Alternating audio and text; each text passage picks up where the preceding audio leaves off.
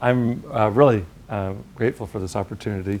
As I mentioned earlier, this material really matters a lot to me. I was actually walking down the hallway up above before coming down and really asking for guidance and support in getting this material out. It's not just intellectual material for me, and I hope that it will land in some place that's meaningful for you, no matter where you are in your lives, and that's my aim. So I'll do my best to convey this material in many ways from what I know by heart, but I'm hoping that you'll leave here with a bit more information and also more self-reflection. So owing to the medium, we won't have question and answer and dialogue here, and in another context we would, and so we're together in spirit, and even afterwards, if you want to write notes and we want to talk about this afterwards, I'd be game on for further dialogue. I do have a bibliography that I'll save to the end, and if you have to leave early, I'll find you. I will track you down and give you a bibliography, okay, because there's a lot of resources that I'd like to mention.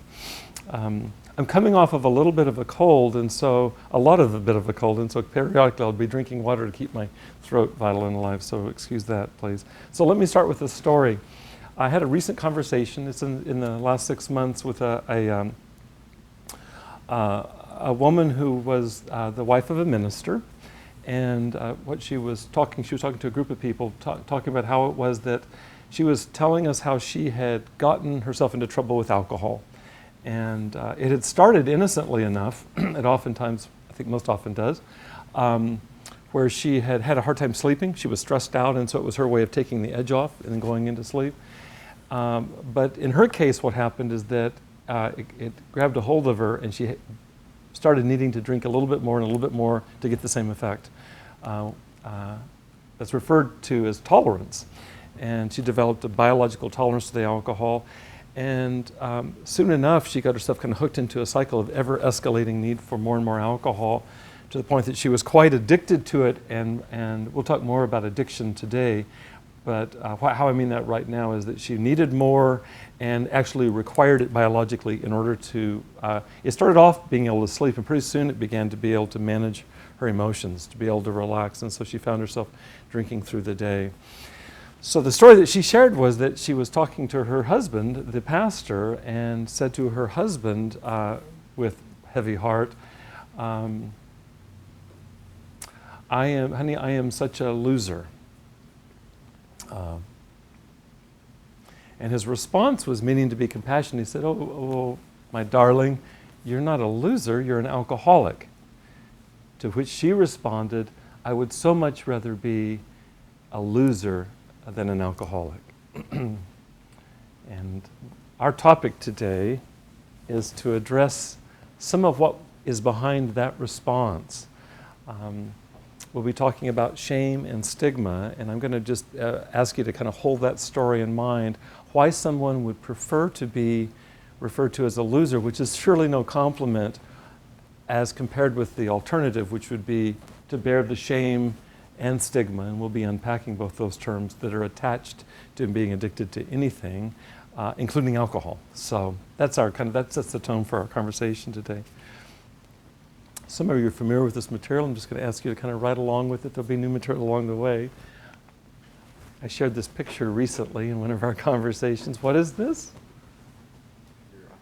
It's a rocking chair, and it's actually, as I mentioned before, it's a child's rocking chair. So you can't tell from this picture, but it's a small rocking chair, and it belongs to my sister Nancy. So I want to tell you another story, again, to kind of ground our conversation into shame and stigma in and around addiction and recovery, with a story that precedes any of that. When I was 5 years old, I lived in Fort Worth, Texas, and my mom and dad came home with two gifts, one from me and one from my sister Nancy. She's a year and a half younger than I, so she was just a little bit over 3. And she got a rocking chair, and I got a straight back chair that was also a child's straight back chair. I can still picture it. I loved this chair, and that evening set about doing what I think all patriotic American boys do. As I took it apart, stick by stick, and laid it all out very neatly in a pile, and proudly went out to get my mom and dad and summoned them in and said, look at my chair. And you can imagine their response, which was somewhere between horror and embarrassment, that I was their child or whatever it was. They had a very strong reaction to it. And I still remember that. I still remember that. I can laugh about it now. I don't think I was laughing then. I was punished and was shamed. And we'll be talking more about shame as in terms of its definitions, but I think all of us have a sense of that experience. And so I'd ask you just to pause for just a moment. And for those of you that are watching this, you can actually pause the video to reflect for a moment on an experience that you had, let's say in your early childhood, that might have been like what I experienced. Little Bobby took that chair apart, and I was all excited about it. My parents' response was anything but excited, and I was left with this horrible feeling and didn't learn until probably many years later that that feeling was shame. So you can think about that for a moment and let that guide us, excuse me, let that guide us also through our conversation. I think if we can ground our conversation in personal examples, it can help humanize the whole material today. Just a little epilogue to that experience is that the same boy that took apart that chair still takes apart things. I take apart chairs less often now, though given the opportunity. But I love taking things apart, and most of my my adult life, career-wise, has been taking apart ideas as a teacher, working with clients in therapy and coaching contexts in which there's a way that we talk about analyzing what the client brings, and that's a way of taking apart an experience and trying to find different ways of putting it back together. And I think that was prefigured by the little Bobby that took apart his chair. And I haven't forgotten that. And then the second thing that I've mentioned before is that I'm also reminded every time I go to visit my sister who lives down by San Diego, Nancy still has in her living room that is the chair she still has. So all these years later, her chair is intact. It's a little helpful reminder of shame, right? While we're kind of laughing about this a little bit, you can think about how this, in fact, I want to ask you to imagine, if you can imagine sharing whatever story comes to your mind, sharing it with somebody that could actually have a sense of humor with you, like we're doing right now, and how that would feel. And if you can, in your mind's eye, and for those that are watching, maybe to pause for a second and just imagine, by contrast, what it would be like to have somebody respond not in a warm, empathic, even joking kind of way, but somebody that would respond with stern criticism, it would have a negative judgment about whatever it is you thought about. Many of us are parents, and we know that my parents' response isn't an unusual response. I'm a father, and I can understand that response. As a child, I was crestfallen, but if you can imagine the difference between being able to laugh about it and a little pat on the bottom or something versus for a child, that kind of parental reaction, disgust, blame, and so on, is a lot to bear. And so just to notice that difference, it's going to pertain to where we go the rest of our conversation this afternoon.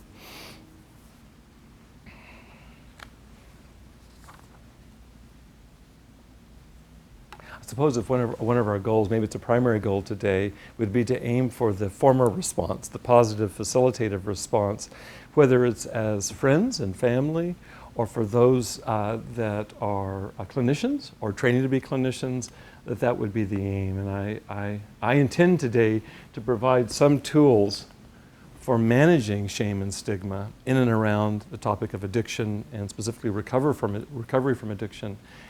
And one of the ways I intend to do that, which I'm going to flesh out in detail here shortly, is looking at how it is that we can take contributions from science, in this case brain science, how it applies to addiction, and how information can help those that struggle with shame and stigma move through their own blockage, their own resistance, their own embarrassment, their own shame and stigma that stand in the way of their recovery. So that's our goal, is to link together science, which is more of a left brain phenomenon, with the experiences of shame and stigma, which we're going to define here shortly, which are really more right brain, more emotional. And so our wish is to combine left and right today.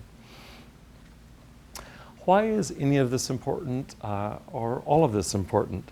I want to just share with you a few statistics that you may be familiar with, but they'll help also, I think, to provide a framework for the rest of our conversation. And some of these, most of these I've discovered just in the last couple of years of my pretty intensive study of this whole area, and some of them were pretty striking to me, and I suspect they may be to you too. First of all, this statistic was published by the Substance Abuse and Mental Health Services Administration, SAMHSA, back in Washington, and I was really pretty blown away by this, is that the statistics indicate that up to 50% of clients that come into therapy are currently addicted, and that statistic is tied to substance. We'll be talking about non-substance or behavioral addictions here later on as well. This is just tied to alcohol and other drugs. And for me, as a long-term clinician, I was really shocked by that when I look at it on paper. I wasn't so shocked when I began to review my experience clinically, because most of my work has been with adults, working with couples over the years, adults coming in that have work-related difficulties, people that are struggling with forms of distress like anxiety or depression. But I was struck by, though I've not tabulated this, how many of them have not come in saying, hey, Dr. Bob, I'm addicted to this or that. They'd say, I've got a problem with my marriage, or I've got a problem with my work, or I've got a problem with my children and parenting and so on. But what would so oftentimes come out is that there was a problem with addiction. And so that's shocking to me, and I just want to share that with you all. This is referred to as co-occurring disorders, and to have it be as many as half of clients coming in have co-occurring disorders. That is, that they have a psychiatric disorder like anxiety or depression coupled with some kind of substance use disorder. Gets my attention anyway, so I want to share that. Here's some other statistics. This is the grimmest part of the whole presentation, okay? That 80% of those that are imprisoned, drugs were involved in their offenses that led to prison. And that could be that they were selling drugs. It could be that they were high on drugs when they committed a crime. I read a statistic recently, I can't remember all these statistics, how many violent crimes, particularly murder, are committed under the influence, and it was almost 100%. It was really striking to me. It was some really high percentage. It makes sense to me as a human being, but really, again, really shocking. Offenses that occurred while somebody was under the influence of drugs, or trying to procure drugs, getting busted while trying to buy drugs. And so 80% of those involved. This comes out of a study that was done by Columbia University. It's a very authoritative study. In fact, it was done by Joseph Califano out of Washington, D.C., went to Columbia and did this study, and that has had a lot of impact in terms of public policy. I want to mention, just as an aside, I've mentioned it before, that my father worked in the state prison system here in California for most of his career. Dad was a psychiatrist, and he worked in the various medical units of prisons here in California, including Patton and Soledad and Vacaville.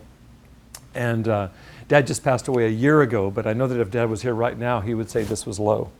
Is that I grew up with Dad talking about his experience in the prison system, and for him it just felt like it was almost a one-to-one correlation between those that were in prison and those that had a problem with addiction coming in, and then the psychiatric problems that arise when you take somebody off of the drug that they've been on. That was the population Dad dealt with. So another piece of that drugs are just almost universal in terms of our prison population. This statistic is also an attention getter for me, that there are 3 times more overdose deaths, specifically with prescription painkillers, in this last year as compared with just 20 years ago, 3 times more deaths. Another piece that I just read in the last few weeks, Cal Southern is in Orange County, and Orange County is the number 2 state in the country in terms of prescription painkiller overdose deaths. So we're number 2 in the whole country, which is, it really puts it front and center, doesn't it? It's like it's right here at home. This statistic is from the Center for Disease Control out of Atlanta, and when it's at this level, they describe it as a national epidemic. It's really an epidemic, like any communicable disease. A few more statistics. This one comes from the National Institute of Drug Abuse, again out of Washington, that 1 out of 10 adults is currently addicted, And I included that parenthetical statement there in the middle just because it's painful to me, is that in their statistics they include anybody age 12 or older. That gives you an indication of how rampant drug abuse is down into the early teens. And most of the counseling clients that I've worked with over the years, as well as the support in the literature, started their exposure to alcohol and other drugs oftentimes at age 11, 12, 13. So this statistic matches that experience. It's just something about seeing it on paper, seeing it up there, that really gets your attention, that 1 out of 10 adults in the US are currently addicted. Out of the same institution, the National Institute of Drug Abuse, this statistic, that only 10% of those that are addicted are currently receiving treatment. So you can do the math on this and realize that means that 90% of those who are addicted are currently untreated. There's some good news and some bad news. The good news is that treatment works. The National Institute of Drug Abuse is kind of the clearinghouse nationally for all the research that's being done in terms of all kinds of different approaches to treating substance abuse, and recently published a meta-analysis, which is it's where you corral every study together and do a statistical analysis on what works. And if people are willing and able to actually comply with treatment, it is effective. And there are various forms that takes, but what's clear is that sustained treatment does impact drug abuse, and that there is success with treating addiction. That's the good news. The bad news is that 90%, that statistic 90% of those addicted are untreated, and so it's kind of a moot issue for 90% of people. The 10% that are able to stick with treatment, we'll talk more about relapse in a few minutes. It really requires sticking with it because it's a chronic illness. If you stick with it, you can have success with it, but it requires sticking with it. 90% are untreated at all right now, and this is where statistics like that piece about prescription painkillers comes home for me, is that without treatment, you either end up in prison, 80% of those in prison are there because of drugs, or you die. It's so oftentimes progressive and eventually fatal with alcohol and other drugs. And for sure, just spoke recently to a psychiatrist locally that works with teens in Orange County, and he told me that there are many more deaths in the adolescent range to prescription painkillers than are published. Families don't want this stuff published, and I don't know how that all goes in terms of getting publicity. Who really wants to know this? But that it's underreported even in the press, is that it's because of his involvement in a local hospital, there are a handful of local kids that die every week owing to just prescription painkiller overdoses. And so we not only die, but we die way too young, and it's all the more reason for this conversation, okay, which is to look at what gets in the way of this 90% getting treatment, because if they don't get treatment, we now know the grim probabilities. In psychology, we refer to these impediments as barriers to treatment. And the two most significant barriers to treatment for addiction, from a psychological perspective, are shame and stigma, which we're going to be looking at today. I recently did a Google search for barriers to addiction treatment, and I put in shame and stigma. That was my study, and I had 2.5 million results. So if you have any question about the literature out there to support the fact that this is a major problem, there's a lot of resources available, and it's just to suggest to back it up with a really cursory study that it makes good sense that we pay some attention to these barriers of treatment, because, well, let me bridge that 2.5 million to the fact that if an individual is struggling with addiction and they are sunk by feelings of shame and or stigma, they won't go into treatment or they won't sustain it. So there's the problem, is that the addict ultimately has to take responsibility for his or her behavior, and it's when we're sunk, and we'll be talking about the biology of this in a few minutes, if we're sunk by those feelings, those are the very things that hijack the brain and paralyze our incentive, our motivation. And so we don't stick in treatment, or we don't engage in treatment. So it's next to impossible to take responsibility when you're buried by shame. That's the bottom line. So I'm going to talk for a few minutes about what is shame. I'm going to pause here momentarily, and if you're watching this online, I'd like you to pause for maybe a couple minutes and just write down how do you define shame in a sentence or two. What is shame? We won't be doing that live, but I'd like you to do it if you're watching this, because we all have a sense of this. Like when I gave you the example of little Bobby with the chair, it isn't like we go, what's that all about? It's universal. I think it's common enough, but let me just reinforce it. Shame, one way I think about it is it's self-condemnation. We'll be talking about stigma in a few minutes, and that's really societal condemnation. But shame is self-condemnation, and it's not for what we do. That's oftentimes understood as guilt. If I do something bad, and I have this feeling inside, and it's about what I did, that's really guilt, properly understood. Shame is something deeper, more profound, and has more negative impact. Shame has to do with not what I did, but who I am. It has something to do with who I fundamentally am.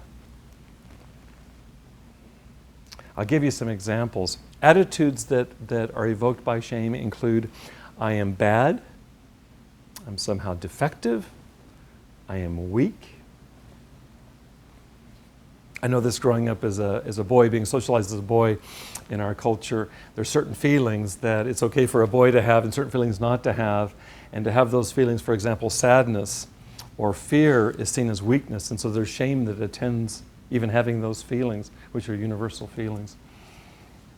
There are also some beliefs that go with shame, and those include, in any case, but we'll be talking about addiction, is that I brought this on myself and I'm the one to blame. There's only me to blame. That would be an example of a shaming attitude, is that I brought this on myself, there's only me to blame. And we'll talk more about this. It'll make a lot more sense why that's problematic when we get into talking about addiction and what happens in the brain around addiction. I do want to make a distinction between toxic shame, which is shame about who we are, and I believe healthy guilt, which is about our behavior, about what we've done. And so I want to share a couple stories with you. I don't know if any of you have read The Little Prince. I read The Little Prince in my freshman year in college some days ago. And this is the cover of that book. I won't go into detail about the book other than recommend that you look it up on Wikipedia. I will say this, I didn't know this, it's the best-selling book of French literature in the 20th century. Yeah, so it's worth checking out, and plus it's really short, so you can read it quickly. It's one of these children's books for adults. That's how I think about it. I want to just read you a brief segment out of The Little Prince. The Little Prince comes from another planet to the Earth, and it's the story of his travels and his observations. And he comes upon a certain man, and I'm just going to read to you just a few sentences out of the book. He asked this man, "Why are you drinking?" "In order to forget," replied the drunkard. "To forget what?" inquired the little prince, who was already feeling sorry for him. "To forget that I am ashamed," the drunkard confessed, hanging his head. "Ashamed of what?" asked the little prince, who wanted to help him. "Ashamed of drinking," concluded the drunkard, withdrawing into total silence. And the little prince went away, puzzled. "Grown-ups really are very, very odd," he said to himself as he continued his journey. Just as in the story of the little prince, one of the components of shame is that it makes us withdraw into total silence. And so when we talk about shame and somebody getting help for addiction and somebody getting help for addiction, shame goes in the opposite direction. It pulls me into silence. The last thing I want to do is open myself up to you. And so therein lies the rub around shame and recovery. There's a second kind of shame, but I'd rather actually refer to this as healthy guilt. I'm going to read you a little segment of a story by a Native American, and he uses the term shame here, and I think I'm just going to ask for us to translate that as guilt, because I think it really applies to our idea of healthy guilt, and it helps this distinction, I think, get clear. So if the first example of shame, the gentleman is ashamed of drinking and he withdraws, he hangs his head and withdraws into silence, then here's an example of healthy guilt. This is from this book by Scott Momaday, who's a Native American, and it's from his, he won the Pulitzer Prize for this, The Way to Rainy Mountain. And again, it's very brief, just a brief paragraph. Once there was a man who owned a fine hunting horse. It was black and fast and afraid of nothing. When it was turned upon an enemy, it charged in a straight line and struck at full speed. Can you picture that? The man need have no hand upon the rein even. But you know, that man knew fear. Once during a charge, he turned that animal from its course. That was a bad thing. The hunting horse died of shame. The hunting horse died of shame. That's the story. And why I bring it in here is that all of us can relate to this. You can relate to this in your own life. Is that when we turn from the right course for ourselves, in this case it's symbolized by the horse, but when we turn from our own right course, healthy guilt comes in to scold us. In the story, it literally killed the horse, and that's the symbolism. And there's a way that our deepest self comes in to remind us when we're off course. And I think of that as a very helpful, almost like a thermostat or something. And we're going to call that healthy guilt, and to make that distinction here. In treatment for addiction, one of the most commonly employed approaches is referred to as motivational interviewing. And this next sentence is the only thing I'm going to say about motivational interviewing today. It's a whole literature out there. Motivational interviewing actually began as an intervention for substance abuse. But the idea of motivational interviewing is to clarify this distinction that I just shared, the distinction between toxic shame, which wants to shut down healing, and healthy guilt, which wants to open up healing. And a skillful motivational interviewer, which would be to say a skillful counselor or even a skillful friend, is able to help facilitate the latter, healthy guilt, which motivates us to change. It scolds us, and also doesn't add to the toxic shame, which paralyzes us. So that's really one of the goals of any effective treatment. So if that's about shame, let's talk about stigma for just a few moments. Stigma. Okay, same question. I want to ask you to think about what you associate to with stigma for just a moment. And those that are watching, to have you pause for a moment and write down maybe your one or two sentence definition of stigma. We've all been exposed to that term. It's less commonly known than probably shame, but I think we all have associations to stigma.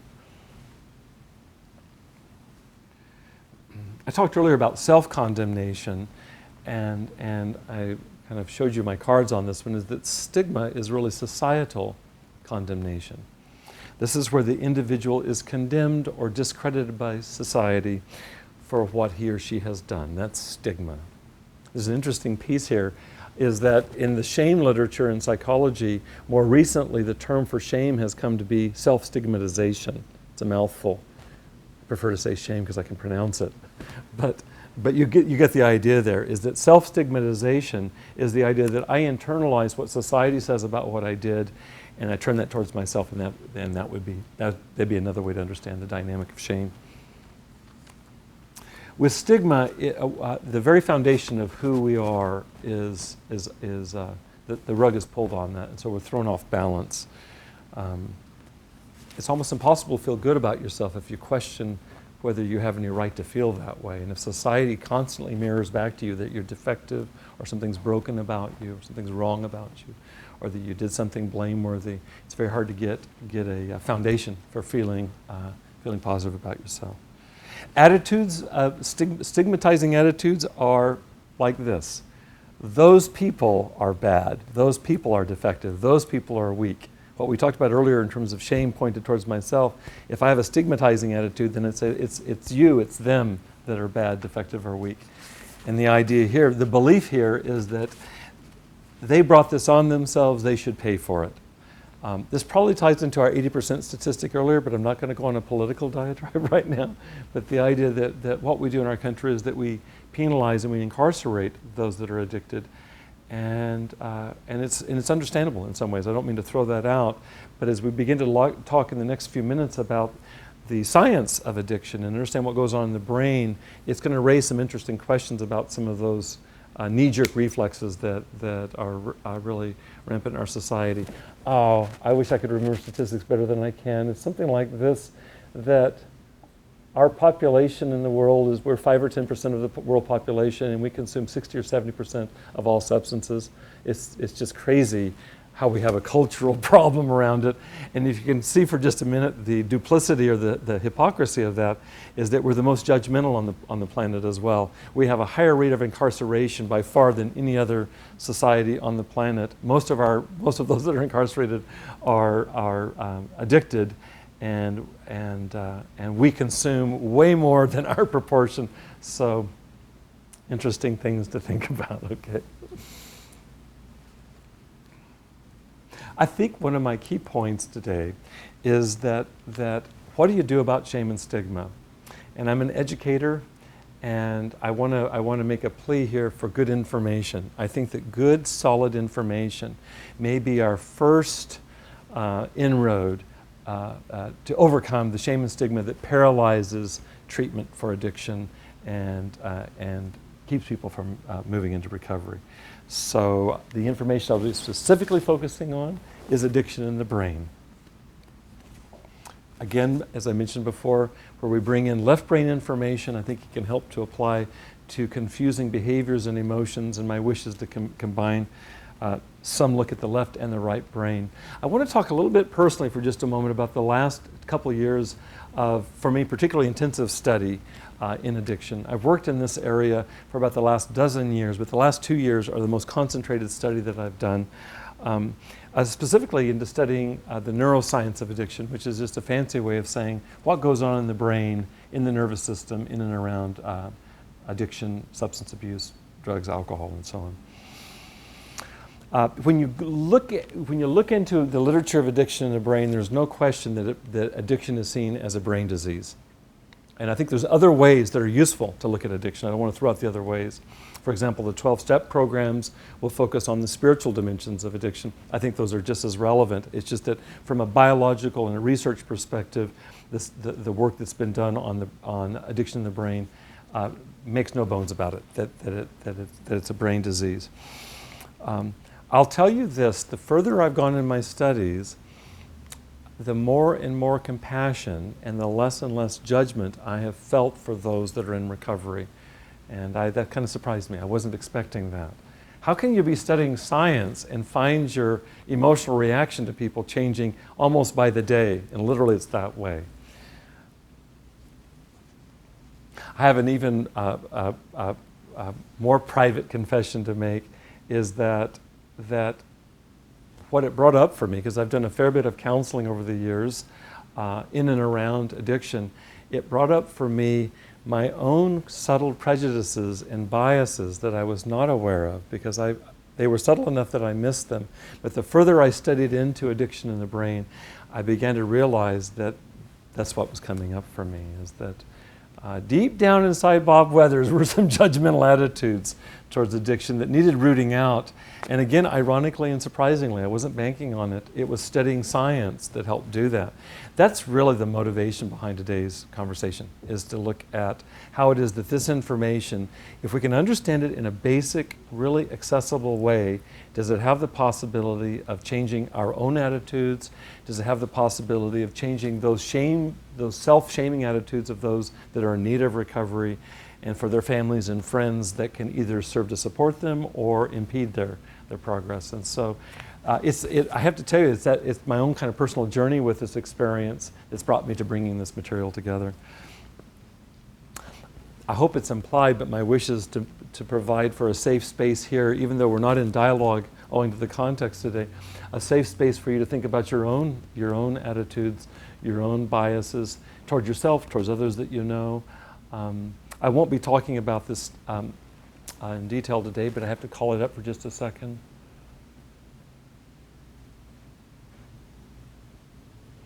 There was a recent study that looked at the prevalence of addiction and how it affects families. And I'm going to quote this, and you guys go easy on the actual number, but it's something like this. It's 70% of us have addiction in our immediate families. 70% of us have addiction in our immediate families. And if I'm off by that, it's 10% one way or the other. Okay, so the 10% room for error there. So that's the first statistic, is to say that we all have this close enough to us. And if you've been spared to have this in yourself or in your immediate family, then you don't have to go very far in terms of friends that have been impacted by this. I just finished teaching a course on substance abuse treatment at a sister university here locally, and every student in this class, these are marriage and family therapy students, every student had been touched directly by addiction, most of them by parents, brothers, sisters, and so on, and really tragically. So it's to universalize that. There's another piece in this same study, is that you go back and, this was a Harris poll, if you go back and look at that same population, is that 70% of us in the United States, 70% of us recognize that there's such severe stigma around addiction that we don't talk to anybody about it. So if 70% of us walk around with addiction in our families, and if you go to that same population, 70% of us don't dare talk about it because that's how pronounced, that's how negative the stigma is. That's also another piece. I haven't included that in this study. That's hot off the press, but that's like, how can we make a difference? And I think this is a presentation to therapists in training as one of the populations, but there'll be others that watch this. Every one of us has family members. Every one of us has friends. We have it in ourselves. And how can we find some way to find a different relationship to addiction that extends more compassion and more hope and helps to destigmatize it and to weaken the shame that, as John Bradshaw says, binds us to the spiral, the downward spiral. So, a safe place here.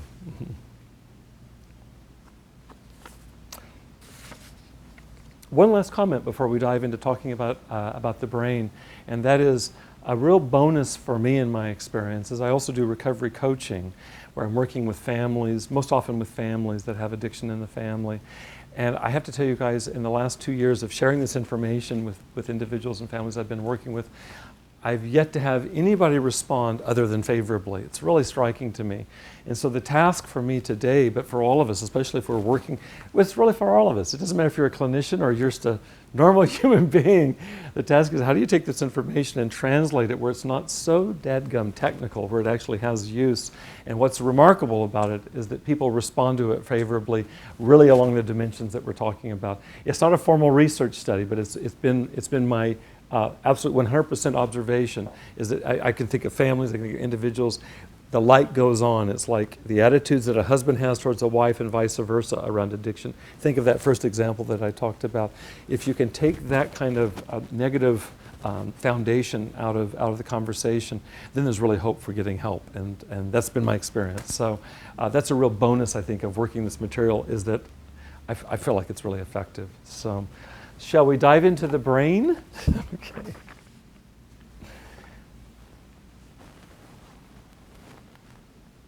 I'm going to come back to that. I have to say this is a very brief overview of addiction in the brain. I just taught a 7-week class where this was part of what we did, and that was a brief introduction. And so you could obviously have a full-on semester of this and just scratch the surface.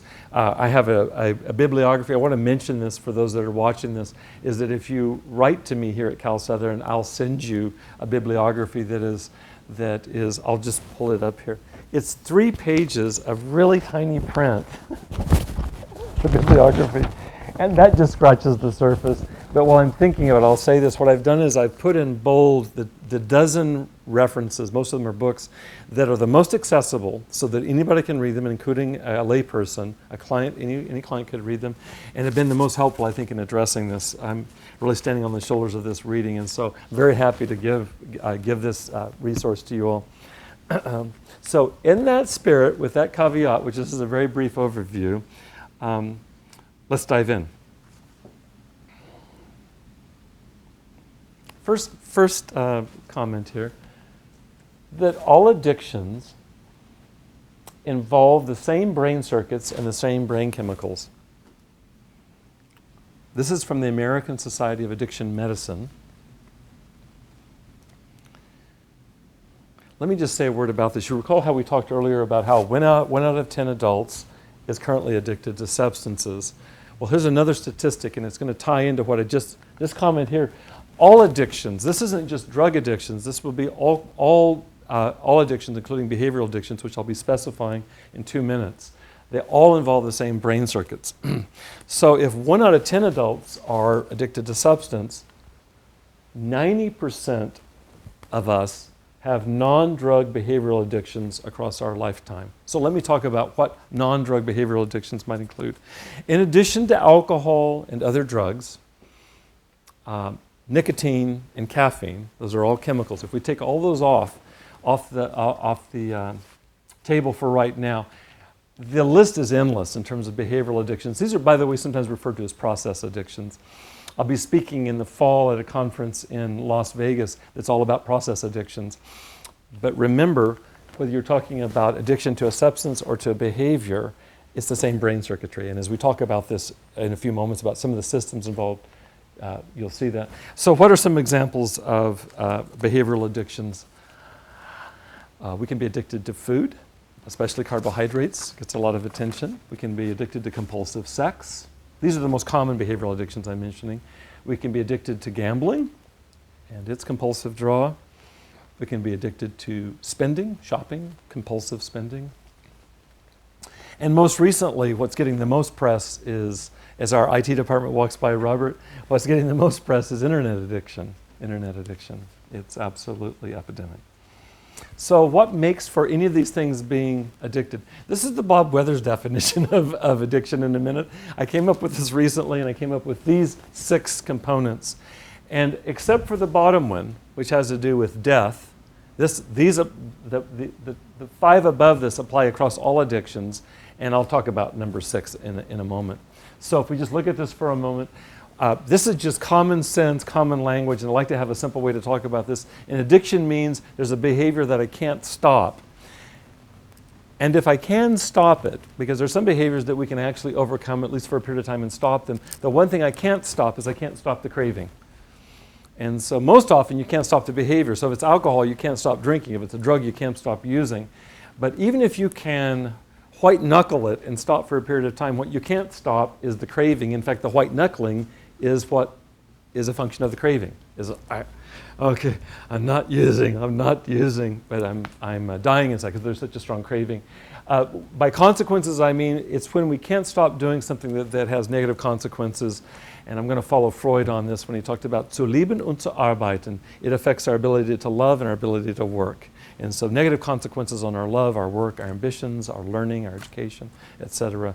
So we continue, we can't stop.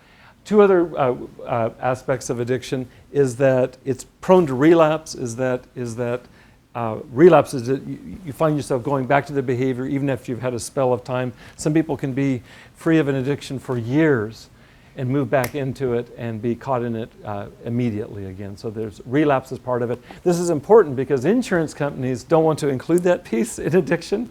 This is to say it's a chronic illness and relapse is part of the condition. If I'm diabetic, I'm prone to relapse around that in terms of my insulin levels and so on. And I have to work on, it's a lifetime proposition. The very same thing with addiction. When you look at it from a brain disease perspective, relapse is part of the chronicity of addiction. It's progressive, and by progressive, that just means it gets worse. It gets worse. Most people that are addicted, that 10% that are addicted, it doesn't say stable. It gets worse and worse without treatment. And when we talk about alcohol and drugs, that they're deadly. I thought about this earlier today, is that alcohol, drugs, nicotine, all of those can kill us. So can compulsive eating. So can our addiction to food. So that it's considered oftentimes as a behavioral addiction. Nevertheless, it's quite deadly. You could probably find examples with the other addictions that are deadly, but certainly in terms of substance, which is really where we're going to go next, talking about the brain and addiction, that its course is final. It will kill us. in a future presentation, I want to share some statistics I just come across last week. By the way, the statistics I read are typically in the newspaper. I'm on listservs and this and that for this information, but a lot of this information just came out last week, was a statistic that I'm not going to dare to quote. The number of deaths to binge drinking just in the last year, it's you know how they have these statistics like every 5 minutes somebody dies? It's like that. It was like unbelievable how often people die. And interestingly, my recollection of the article is that much of the reading I've done is on college age students and so on. It wasn't that. These were older adults that die of binge drinking. Is defined as 5 or more drinks in a short period of time, and I can't remember if it's a couple hours, whatever it is, but that it actually is an older population that I would have anticipated that are dying in droves to the effects of alcohol poisoning and so on. So more statistics next to go around. Okay, so let's talk about the brain. There's 4 circuits in the brain that I want to discuss here, just in summary, and 2 in more detail. And they're implicated in both drug addictions and in behavioral or non-drug addictions. The first system is the opioid system. I'll come back to this. The second system in the brain is the dopamine system. The third system is the self-regulation system. And the fourth system is the stress system. A word about each one of these just briefly. The opioid system represents our reward and attachment circuitry in the brain. Let me say what that means. The opioid system is key in terms of our experience of pleasure. And interestingly to me, because I didn't know this 2 years ago, is that it's even more instrumental in what's referred to as attachment, and that's just our connecting to one another. The reason I want to emphasize this is that if we don't connect to each other, we die. If you think of a mother or a father with an infant, if that attachment system isn't functioning full on, isn't functioning well, that infant will die. It doesn't matter what species it is, including human beings. In fact, we humans require that to extend much longer than any other species. And so the opioid system, especially connected to the attachment, is absolutely necessary for our survival. All 4 of these systems I'm going to be talking about, we require them to be functioning right to survive. And all 4 of these are impacted by substance abuse and addiction. So that's the opioid system. The dopamine system, it creates motivation for us, incentive or motivation, and I'll be spelling this out in more detail. The things that we need to do that are essential for survival, even for us to get up in the morning and come to work, if there's no dopamine firing, then you're hamstrung. And so dopamine is what gets us moving. It jump starts us. It's absolutely required for survival. And I'll also be talking about how the dopamine system is very much tied into that experience I just discussed, which is craving. The dopamine system is what leads to our experience of craving. The self-regulation system in the brain, it's tied physiologically. I should say this. We were talking about the opioid system is all over the brain. The dopamine system is primarily focused here in the middle of our brain. The self-regulation system is right here. It's right here, the prefrontal cortex. And what it does, also in terms of helping us to survive, is that it governs our impulse control. In particular, it inhibits our engaging in self-destructive behaviors. And most of those impulses, impulses to behaviors that could get us into trouble, originate here in the center of the brain, what's referred to as the limbic system. And so if you don't have the frontal cortex modulating, modifying, containing the limbic system, you're at risk of dying. So again, it's absolutely a survival-based system. Finally is the stress system, and this is the most obvious one tied to survival, I think. The fight or flight response. And it focuses on 2 primary brain chemicals. Think about what those are. Good. Cortisol and adrenaline. I knew that you knew that, okay. We absolutely need the fight or flight response to save us from saber-toothed tigers and all manner of other threats to our physical survival. So we absolutely need the stress system to be functioning. So when we talk about alcohol or drugs, this is one of the books on the reference list here. When we talk about alcohol and other drugs, as well as non-drug behaviors, they all hijack the brain. And what that means in a nutshell is that outside chemicals, if we're talking about alcohol and other drugs, outside chemicals come in and take over the normal function of what's going on inside the brain around these survival the survival circuits in the brain. The outside chemicals come in, take that over, commandeer it, and it's referred to in the literature as literally the hijacking of the brain. And so all four of these systems we just discussed, which are essential to physical survival, are trumped by outside chemistry. I say this only, is it any wonder that addiction takes a hold the way that it does and has the impact that it does? Because it's going right into four systems in our being that are set up by nature to protect us and to help us survive. And when that goes cockeyed, when that goes off kilter, all kinds of trouble ensues, obviously, right up to the point of physical death. Owing to time today, I want to focus on just the first two systems. So let's go back to the opioid system, which I said is related to reward and attachment. The defining molecules of the opioid system are endorphins. And so pause for a second and think about what your associations are to endorphins. All of us know something about endorphins. We have a bodybuilder in our presence here who knows a lot about endorphins. We have a marathon runner on our staff here who knows a lot about endorphins, but all of us have some association to endorphins. Endorphins, it actually comes from endogenous morphine. That's the root of what an endorphin is, endogenous morphine. And that gives you a clue of how they function. Endorphins are inside of our bodies, they're endogenous, and they function just like morphine, heroin, OxyContin, other drugs that we take out from the outside. And by saying they function the same, they go into the same brain circuitry, they go into the same brain receptors, and whether it's exogenous drugs or endogenous morphine or endorphins, they help us do a couple things. One is they help us to soothe physical pain, and secondly, they help us to modify and or soothe emotional pain. That's what they do. So whether it's endorphins or heroin, they both have that same function. Endorphins are also the catalyst for our day-to-day moods. How I'm doing today requires for my endorphins to be firing at some kind of level, and all of us know what it's like to get into a blue mood, and some part of that, not all of it, but some part of that has to do with endorphin supply in the brain. The piece that I didn't know before I began doing this research is that most crucially, endorphins are at the center of what I referred to earlier as the bonding between, I'm going to say, mother and infant. They're absolutely central to that. Both mothers and infants experience an influx of endorphins in the connection with their infant.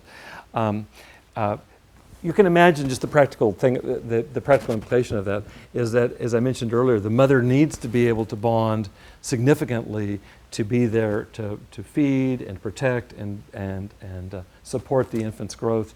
And endorphins are the chemical link of how that happens. I can just tell you a quick story. All of us in this room know Jessica, who's been out for a while on it's called maternal leave? Maternal leave, that's it, maternal leave. It's actually a whole family leave because her husband's also been home. I went to visit, Jessica had a baby a few months back. I went to visit Jessica and met Grant. I walked into the house and there was Grant, and they handed Grant to me and I held Grant and I loved it. It's the first time I've held a baby that long since my own daughter was that age, which is a few years back. It was really touching to me, and I loved Jessica, and it was wonderful, my own bonding with Grant. But there came a time where it was time for Grant to feed, and also I think to connect with Jessica. And so whatever I'm talking about in terms of endorphins and so on, you don't need theory. All you have to do is just watch a mother and infant. And as they came together, I actually went upstairs with Jessica and Grant, and we talked about it for a few minutes, what the experience was like for her. She was basically describing the interiority, the inner experience of what's going on that biologists would look at from the outside in terms of endorphins. Is very touching to me. It was very obvious, very palpable. I think also related to this business of bonding around endorphins is that the joy that I saw with Jessica and Grant is the joy that all of us experience, whether we're parents or not. Endorphins are the chemical mediator of our experience of ecstatic joy. It's referred to in psychology typically as euphoria. Our experiences of euphoria are directly connected to our influx of endorphins. The higher the endorphin level, the greater the subjective experience of joy. So let me tell you a quick story. I started music as a very young boy. My parents were both musicians, and they started me on piano way too young. And I was decent at playing piano, but I hated it. I wanted to be out in the playground beating up other boys, soccer and that kind of thing. And I lived in Southern Oregon in those early days of playing piano, and I can still remember what it was like to sit on a cold piano bench and practice. I didn't like it much. And so as soon as I could, starting in fourth grade, so I'd be 9 years old, I proudly announced to my parents, this goes along the lines of the chair that I took apart, it occurs to me. I announced to them that I was going to switch to drums. They really did have the same experience, the same expression. Come to think of it, that's the first time I've ever made that connection. So my second major experience of shame in my life, I wish it was only 2 experiences, was around making a decision I was going to play drums. And so I started playing drums exactly 50 years ago, starting this September is when I started playing drums. So that's crazy to me, it's been 50 years.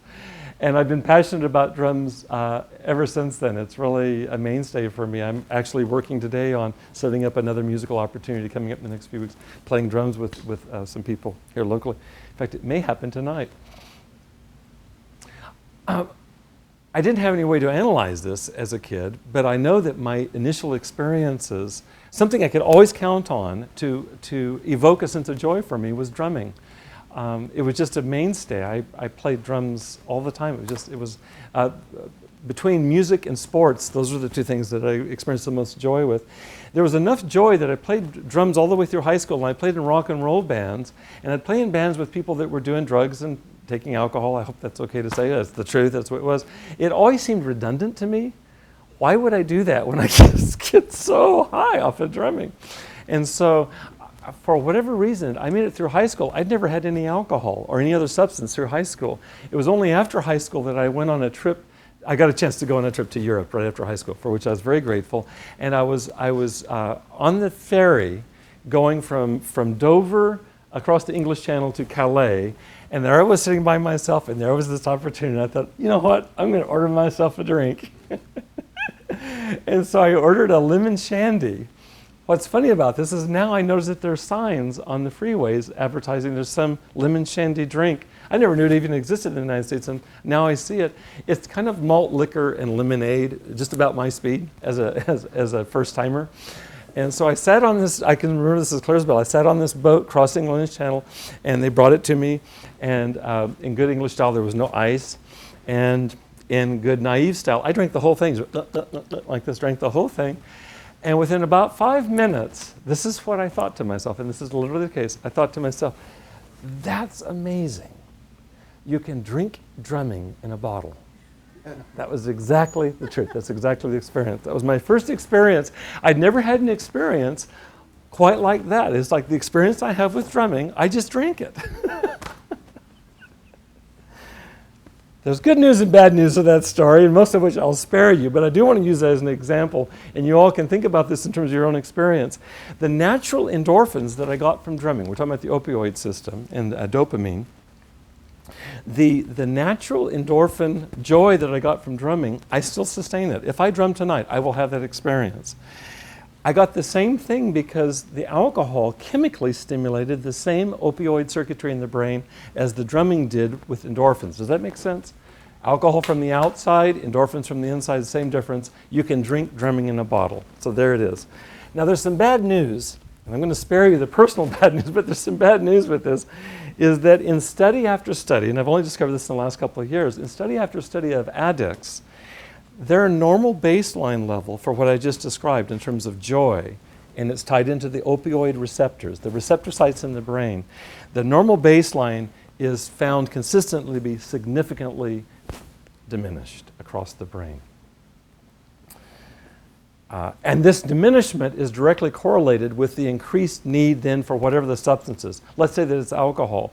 If I've got this depressed, I can't access joy, and the only way that I can access is it through alcohol, you better believe that that's going to be mighty tempting for me to do that.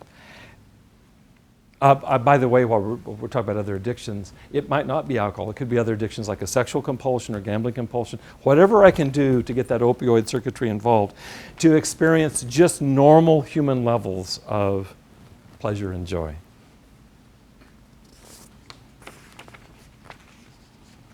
Let me say just a word about that before we move to dopamine, and that is that what happens in the brain is that, let's say that I chose to just keep drinking lemon shandies.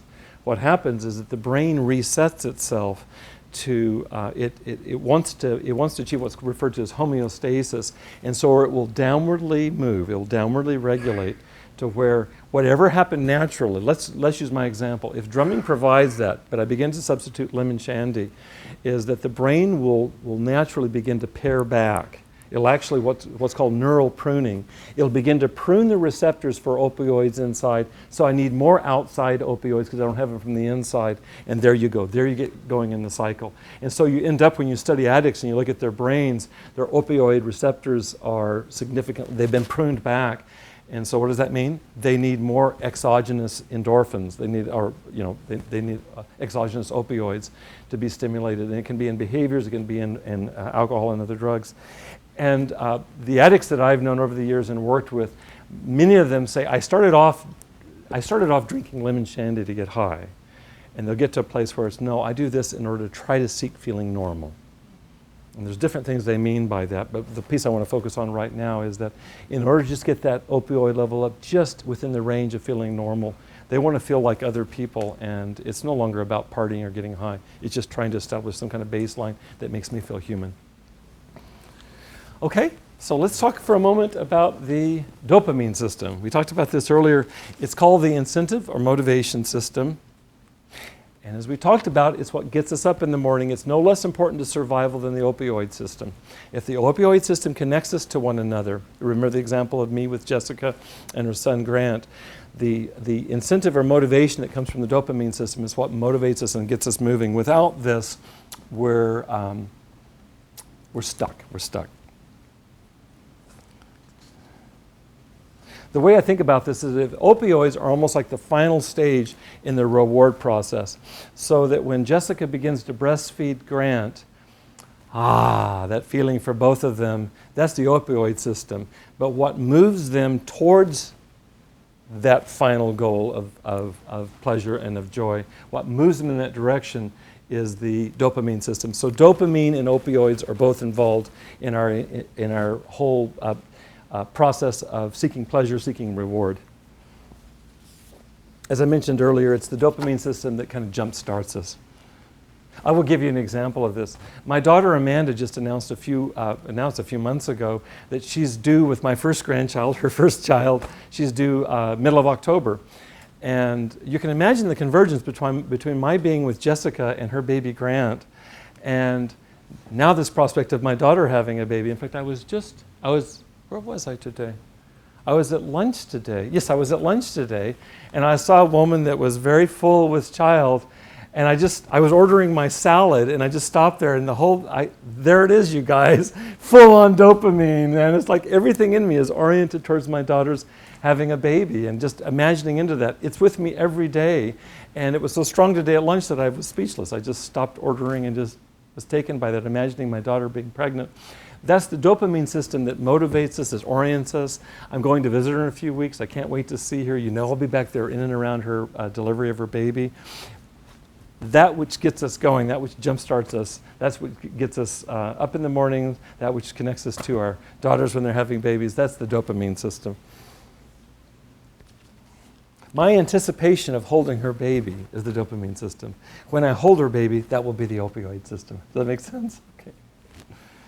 Dopamine is directly tied to triggers in and around substance abuse, and maybe you can just pause with me for just a moment to think about what represent the triggers or the cues for addictive behavior that you know about.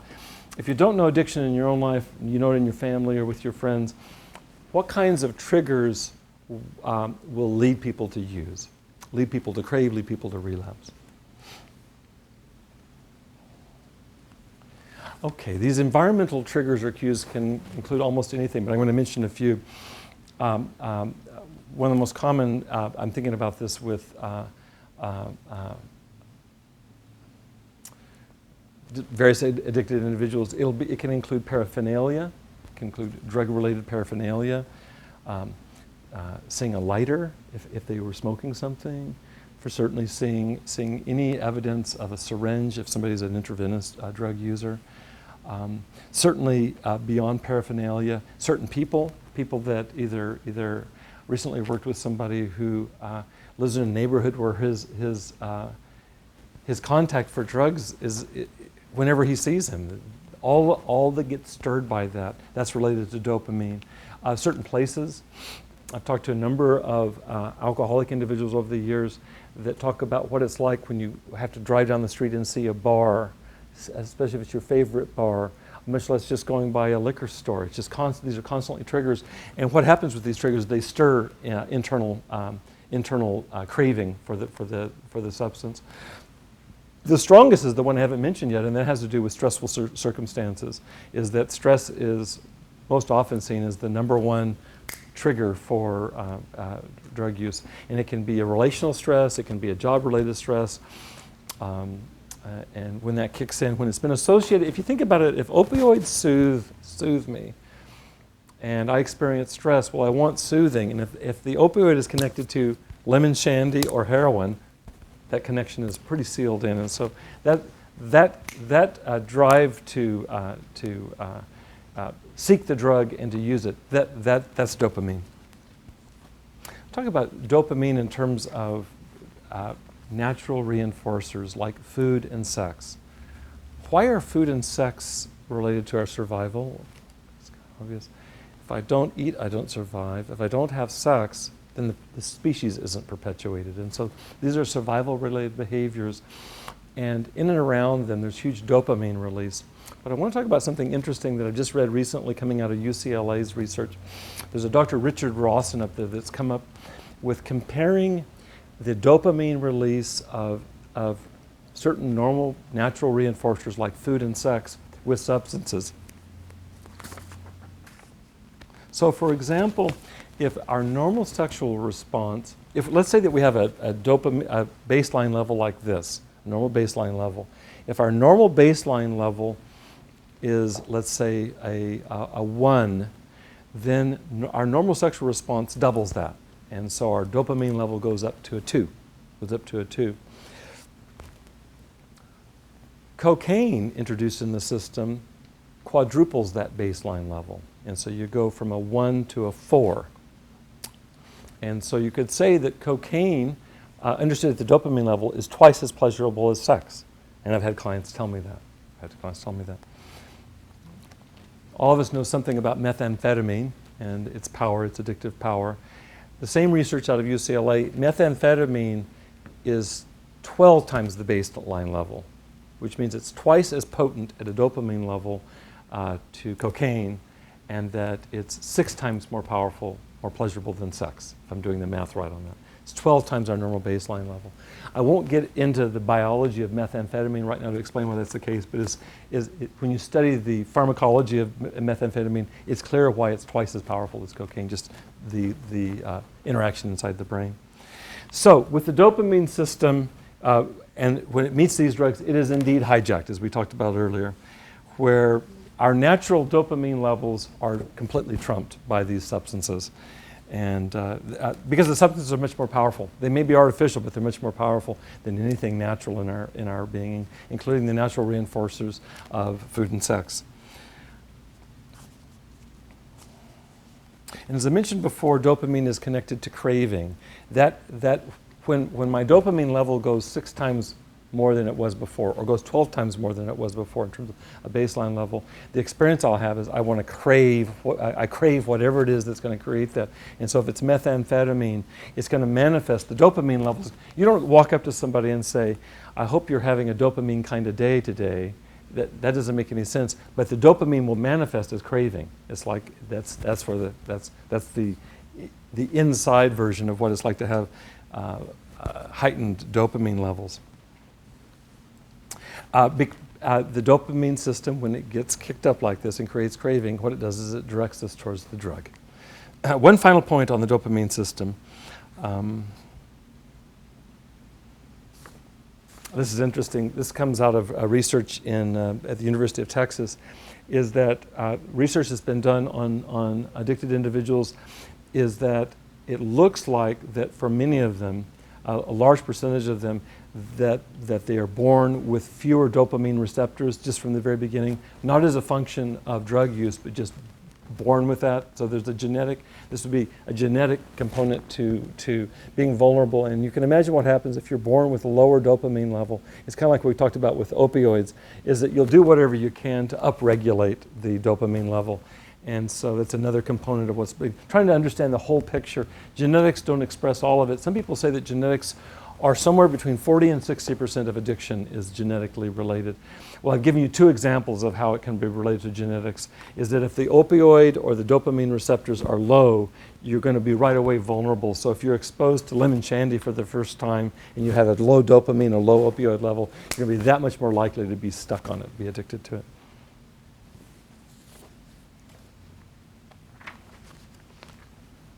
Okay, just a final little flourish here.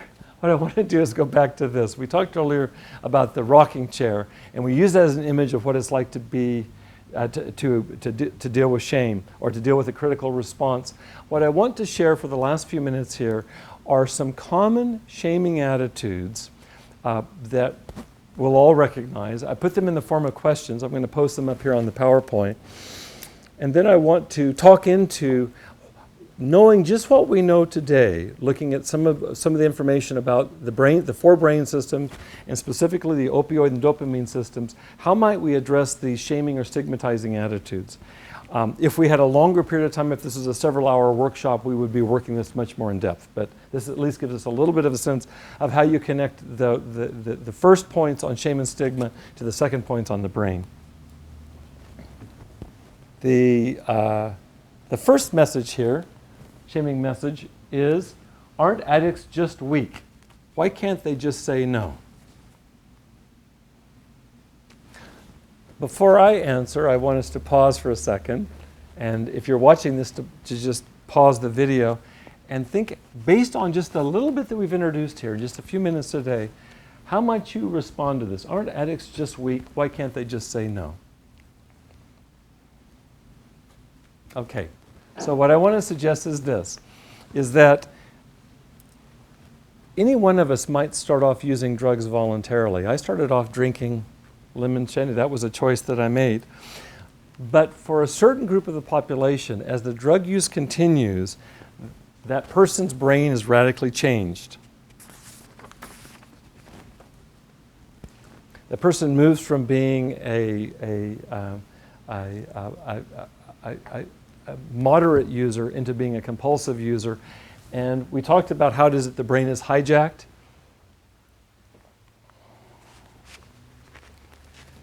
Is that for individuals that have a vulnerability, let's say they have a genetic vulnerability around dopamine, access to opioids, in terms of just feeling normally happy, normally at peace, is that once the drug comes in, you remember how I talked about those percentages, once the drug comes in and has its effect, it basically squashes whatever the brain would normally produce. And once you begin to bathe the brain in whatever the chemicals, let's say that it's alcohol, the brain will adapt to that and it will be radically changed over a period of time to where the brain is no longer able to balance itself out without the substance.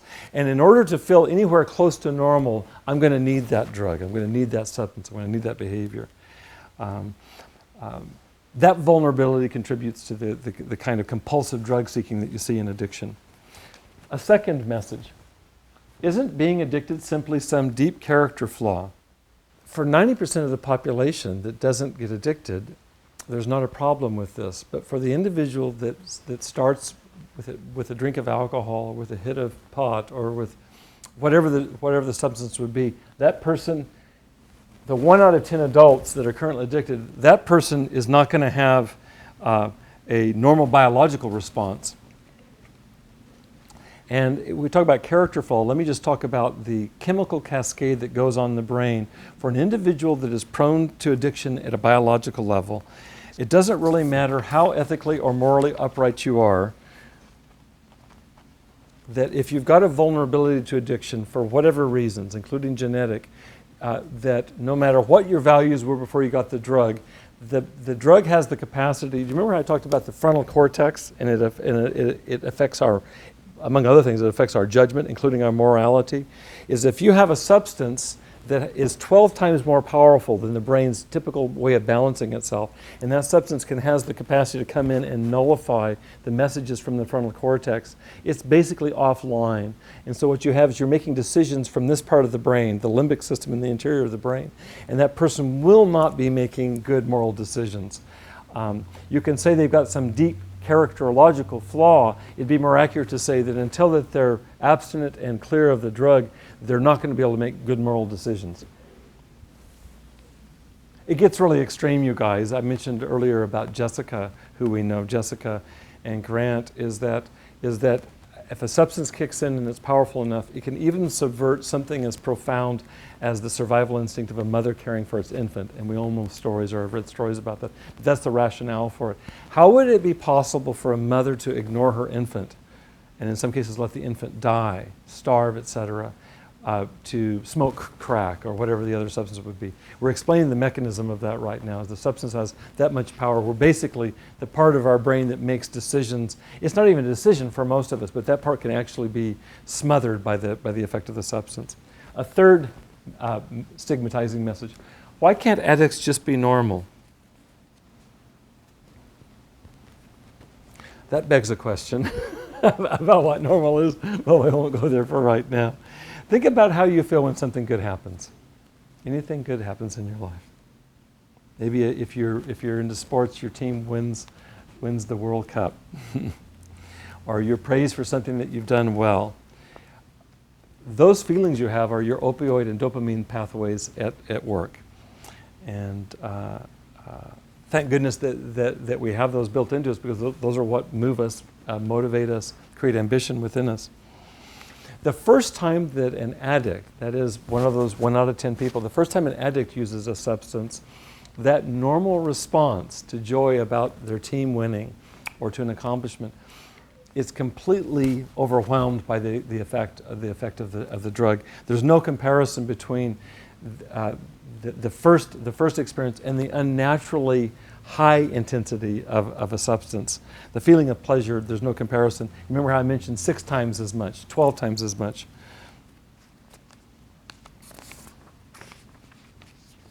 And the bad news is the brain starts changing and adapting to that. And as we talked about before, again, I'll bring it back up. The brain is hijacked. The brain begins to change, and where those things that used to reinforce us, normal reinforcers that were satisfying, like my team winning, they stop mattering because they can't touch something that's 12 times more powerful than that. And as we've suggested, the neurons in the brain that control the flow of dopamine, when they begin to experience that kind of flood of dopamine-related substances coming in from the outside, there's a trimming or a pruning that goes on in the brain. And so it's really a case of the poor getting poorer. It's like if you already start with a slight deficit in dopamine, and then you've got a substance that's overwhelming the brain's natural ability to produce opioids and dopamine, and the brain begins cutting that back, you're just on this one-way spiral downward, and it really is the poor getting poorer. That person is going to feel flat, lifeless, depressed without the substance. And so I don't know what it means to talk about feeling normal when you don't have any joy in your life. And as I mentioned earlier, the people that I've known that are really deepest into addiction, that's what they're seeking. Could I just feel normal? Because they don't feel anywhere near normal. And it's the brain has adjusted to this other chemistry and has no access to normal joys. The goal is to be normal, to feel normal. And then finally, isn't it a cop-out to blame addiction on heredity? We've already made some pointers in this direction. What do genes have to do with it? We do know more and more about what happens in the brain when any of us ingest a substance, but what we don't know is how many times it's going to take for somebody to take a substance before they get addicted. We talked before about the 10%, the 1 out of 10 adults who do get addicted. A significant portion of those that are addicted are, as we talked about, incapable of producing enough opioids, enough dopamine from the inside. And there's more and more genetic research to suggest that, as I said, 40 to 60% of addiction may be related to just never having established a decent baseline experience happiness. Most of the addicted individuals I've worked with who are in recovery say I always looked around and I saw that people looked happier than me and I just wanted to be like them. I just never experienced that until I took the substance at the beginning. Even a single experience of having that regulated is enough to get somebody hooked. I'll tell you guys a story. About a dozen years ago, I was working at a local rehab, and there was a young woman. She graduated from high school the summer before. She was the valedictorian in her class. She was had the highest grade point average, and was very popular. Was a cheerleader, and had never touched any substance. She went to a party that summer. Was introduced to crystal meth at the party. Experimented with it. Was addicted immediately, and 6 months later was in a rehab in California. That's how it can go for somebody. And so, good chance that her biology was such that she had a vulnerability to it. But like I said, you don't have any way to know ahead of time. It's like, it's kind of like Russian roulette. For 9 out of 10 people, maybe it wouldn't go that direction. It did that way for her. I'm going to wind up with this last comment then, is that there's a bit of a paradox at the heart of all of this, and I'm aware of this talking about this material, is that I could be misunderstood as giving an excuse for addiction. It's like, oh, poor addict, they've got a dysfunctional biology or their genes are wrong and so on. And it's tricky because we're trying to root out the source or the causes of shame, but how do we do that without eliminating some sense of responsibility?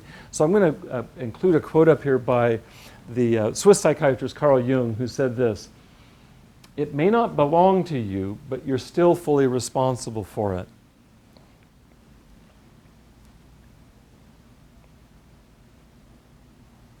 The way I think about this in regards to addiction and recovery is that the addict, I strongly believe, especially based on the information we provided, it doesn't make sense to me to define the addict as being a bad person. Addicts can do really awful things, and there's no doubt about that. And a lot of the therapy that's being done right now is to try to repair the damage that's been done. But at the same time, the only person that can solve the addict's problems is the addict. It may not belong to them in terms of them being bad for being addicted, but they're still fully responsible to it. And I don't know how to talk about this unless to just say there's a paradox right here at the heart of what we're talking about. If there's a way to usefully distinguish between the power of the chemicals on the brain and say that doesn't make somebody a bad person, and at the same time that they're going to have to pull themselves up by their own bootstraps. The goal is really to get the client back to what one psychiatrist I worked with called the birthday brain, to get them back to where there's enough clarity, where they have access to their resources. And there's what's referred to as post-acute withdrawal syndrome. That can take 6 months or a year for somebody's brain to reset, depending on the length of the addiction and also the significance of the severity of the addiction. It can take a long time. Okay, so we're winding up. There's a goal here today, and that is there a way for us to apply this scientific knowledge to reducing these two barriers, the two key barriers to treatment of addiction, namely shame and stigma? And really, if we can do that, then I think for those that are viewing this, that are trained to become psychotherapists, that really allows for you to do your work in terms of helping people to get on with their lives. And that's where, those of you that are viewing this, that's where you come in, is that if you can help get clients beyond that initial impediment to getting help and get them back to their birthday brain, then you might actually be able to help them with what most of your training is, which is helping people to get on to fulfilling, meaningful lives. I want to thank you for being here today. It's been a pleasure being here. As I mentioned earlier, I have a bibliography that I'm happy to mail to any of you. You can write me here. It's R. Weathers, RWEATHERS at calsouthern.edu. Just write me and I'll send you a copy of the bibliography as well as to be in conversation with you. That's it for today. Thank you. Appreciate it very much. Great. Thank you.